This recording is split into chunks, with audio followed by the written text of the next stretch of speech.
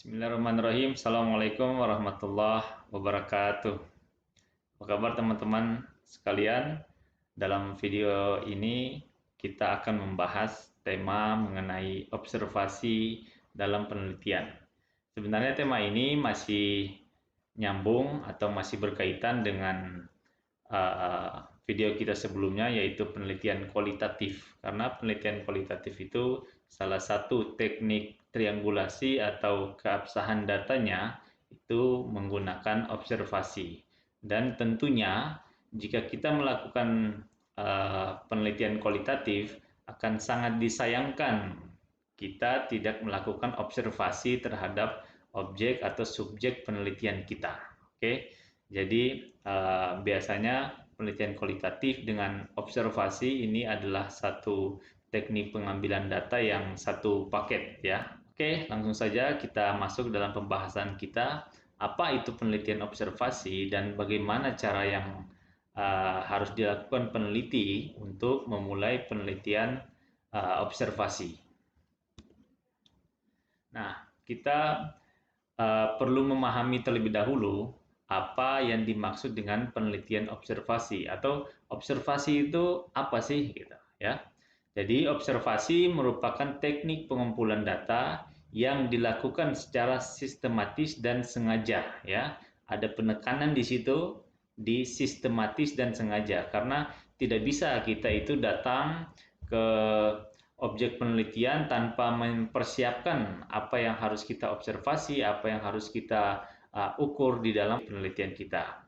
Nah, kebanyakan juga mahasiswa itu menulis dalam Metopen itu metode penelitiannya itu mereka juga melakukan observasi.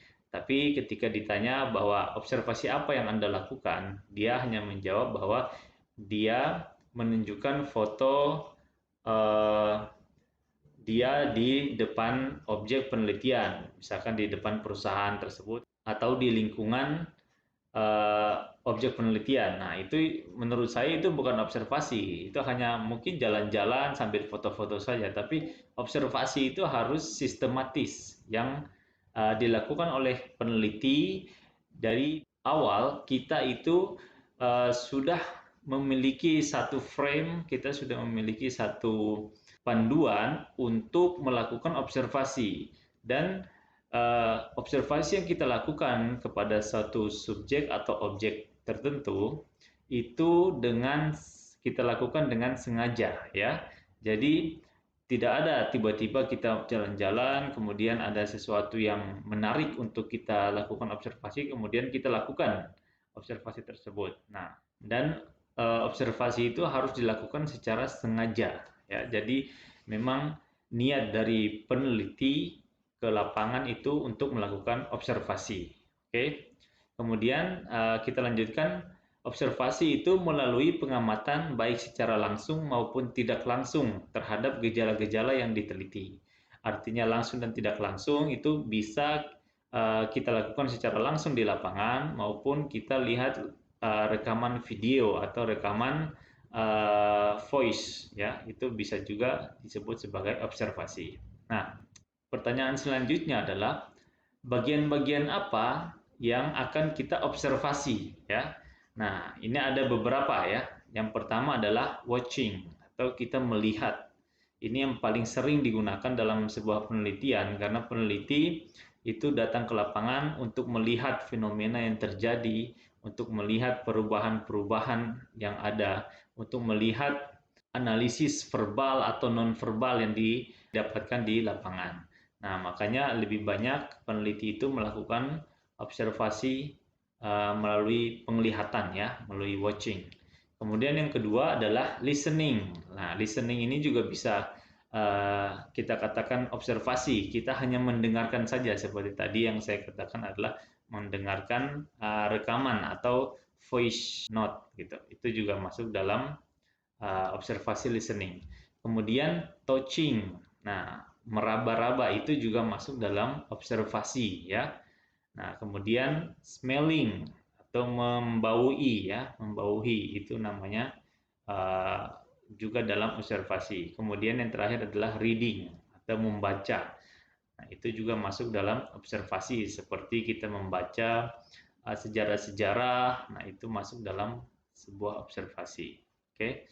Nah, jadi perlu teman-teman ketahui bahwa observasi ini merupakan satu teknik pengambilan data dengan non komunikasi, ya, atau tidak berkomunikasi dengan objek yang kita teliti, ya, non komunikasi. Kalau kemarin kita belajar wawancara, kita belajar kuesioner, itu adalah teknik pengambilan data melalui komunikasi. Nah, sekarang kita belajar mengenai teknik pengambilan data atau pengumpulan data melalui non komunikasi, yaitu melalui observasi.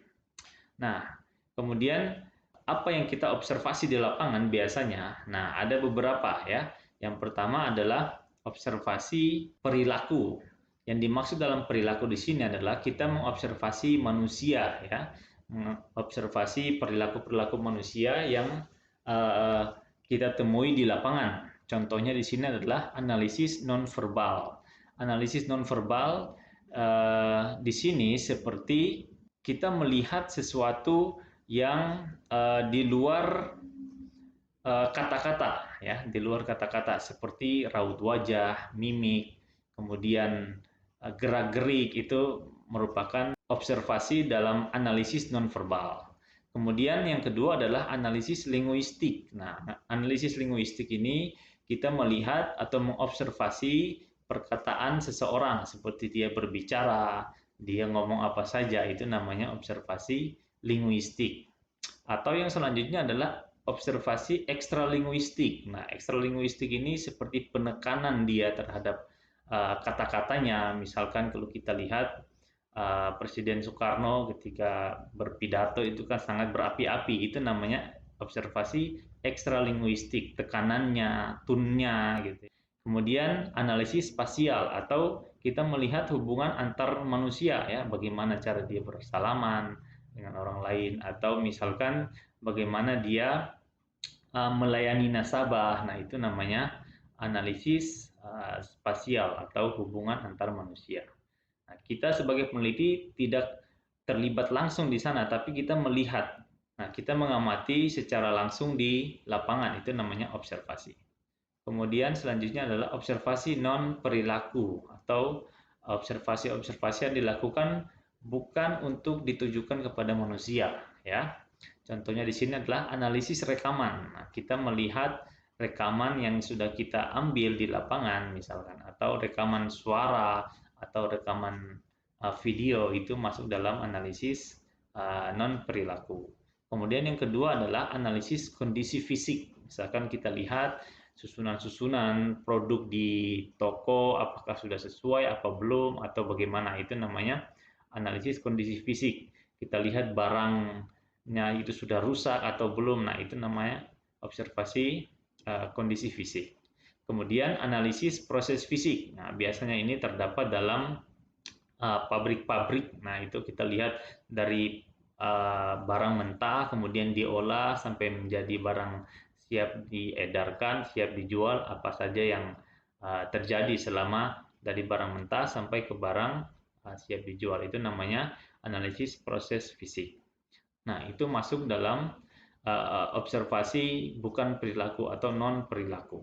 Oke, jadi harus diperhatikan ada dua jenis observasi. Yang pertama adalah observasi perilaku, yang kedua adalah observasi non perilaku. Nah, sekarang metode observasi. Ada dua metode observasi yang bisa kita lakukan. Yang pertama adalah partisipan, atau kita sebagai peneliti berpartisipasi aktif dalam fenomena yang ingin kita teliti. Seperti contohnya adalah studi etnografi, yaitu peneliti sendiri terlibat aktif dalam masyarakat tertentu, masuk menjadi bagian dari masyarakat itu, kemudian tinggal juga di situ. Nah, itu kita sambil mengobservasi, namanya observasi partisipan, ya. Kita terlibat mengikuti kegiatan-kegiatan yang mereka lakukan dan seterusnya. Itu namanya observasi partisipan. Kemudian yang kedua adalah observasi non partisipan, atau kita tidak terlibat langsung dalam proses yang mereka lakukan, ya. Kita cukup mengamati, entah itu dari jauh atau dari dekat, apa yang dilakukan oleh objek atau subjek penelitian kita. Nah, ya. Jadi ada dua metode yang bisa kita lakukan, kita terlibat langsung atau kita cukup mengamati saja, ya. Kemudian prosedur dalam pengumpulan data melalui observasi yang pertama adalah harus sistematis, ya. Jadi kita dari rumah, dari tempat tinggal kita itu sudah mempersiapkan apa yang harus kita observasi nanti, kemudian siapa yang akan kita observasi, ya. Jadi memang harus sistematis, sudah diatur oleh peneliti. Kemudian yang kedua adalah based on teori. Apa yang kita lihat, apa yang kita ingin dapatkan di lapangan itu harus sesuai dengan teori. Apakah ada teori yang mengatakan seperti ini, atau apakah ada teori yang menuntun kita untuk mengobservasi benda tersebut atau mengobservasi orang tersebut. Bagaimana cara mengobservasinya? Itu semuanya based on teori. Kemudian yang selanjutnya adalah harus objektif. Nah, ini juga merupakan salah satu tantangan bagi peneliti bahwa kita harus semaksimal mungkin untuk objektif, ya, terhadap apapun, terhadap data kita, terhadap fenomena yang terjadi di lapangan, kita harus bersifat objektif.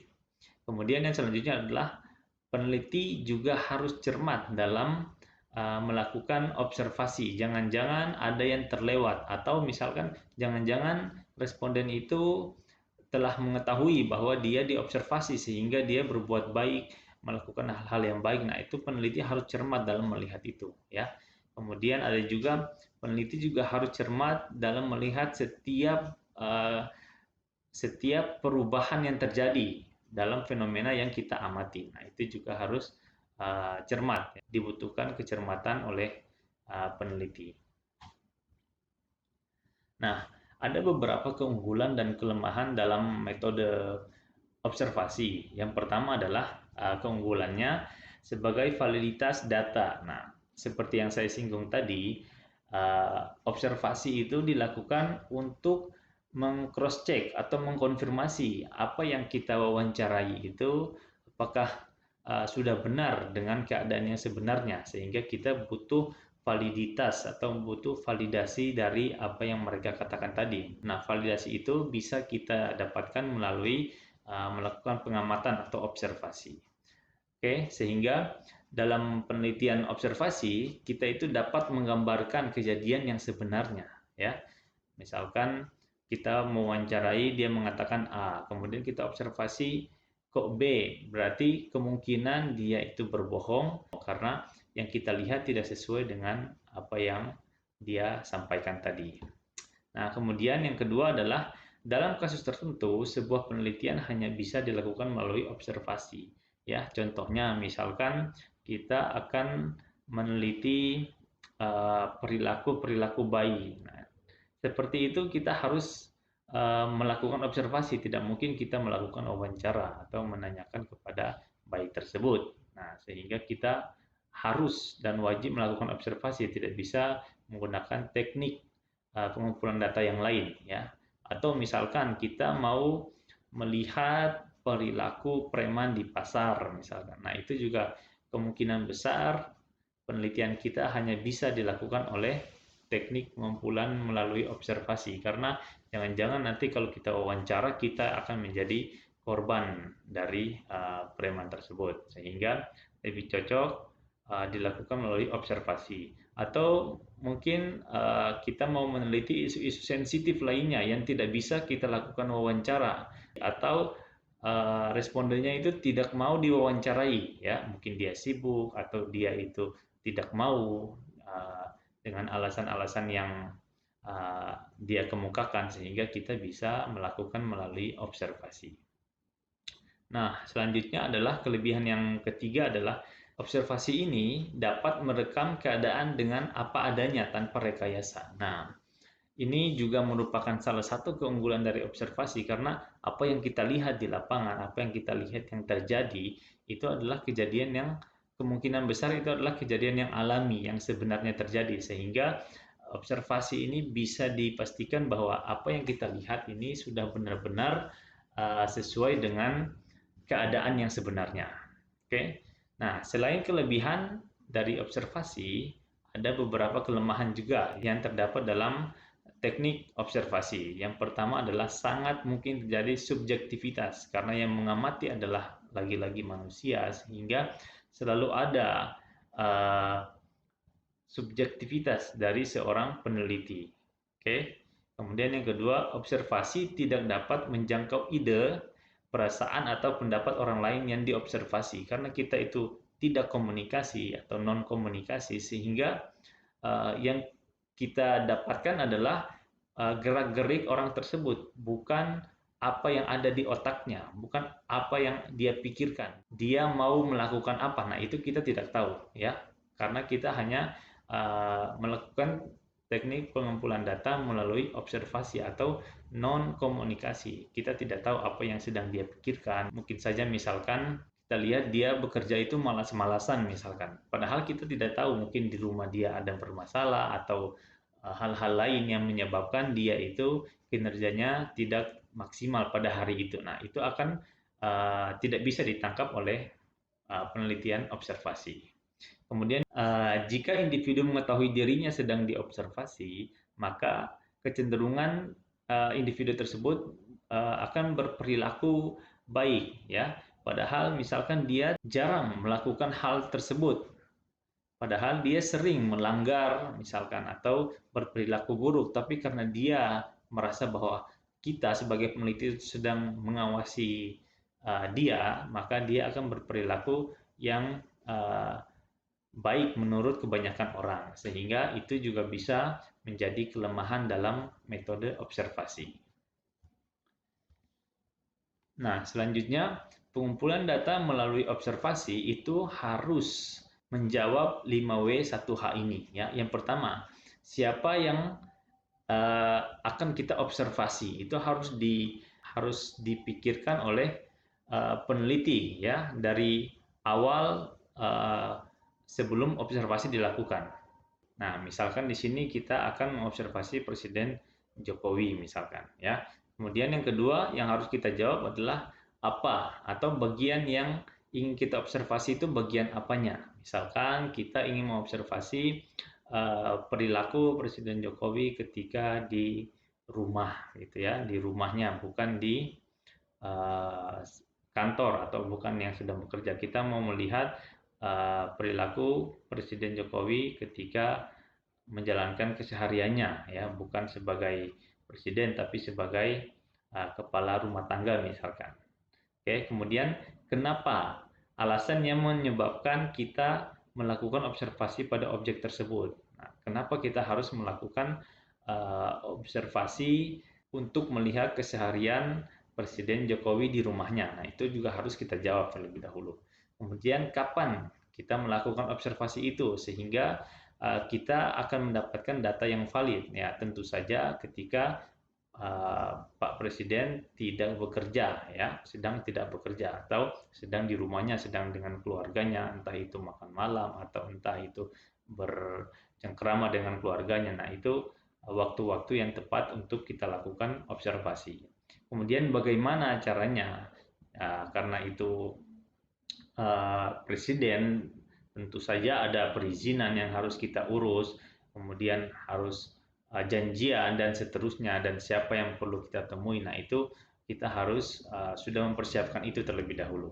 Kemudian di mana? Yang jelas di rumahnya, bukan di kantor. Ini contoh-contoh dalam persiapan yang harus kita lakukan sebelum melakukan observasi, sehingga observasi itu dapat dilakukan secara sistematis ya, sistematis. Artinya sudah direncanakan dengan baik oleh peneliti ya, bukan aksidental, bukan tiba-tiba melakukan observasi. Nah, itu teman-teman beberapa penjelasan yang berkaitan dengan teknik pengumpulan data non komunikasi atau observasi ya. Semoga ini bisa bermanfaat bagi teman-teman semuanya, terutama bagi yang melakukan penelitian kualitatif. Karena memang kita kalau melakukan penelitian kualitatif itu kalau bisa sambil melihat ya atau sambil melakukan observasi di lapangan sehingga data yang kita dapatkan penelitian kualitatif tersebut atau wawancara bisa kita dapatkan dengan valid ya, sesuai dengan apa yang terjadi di lapangan.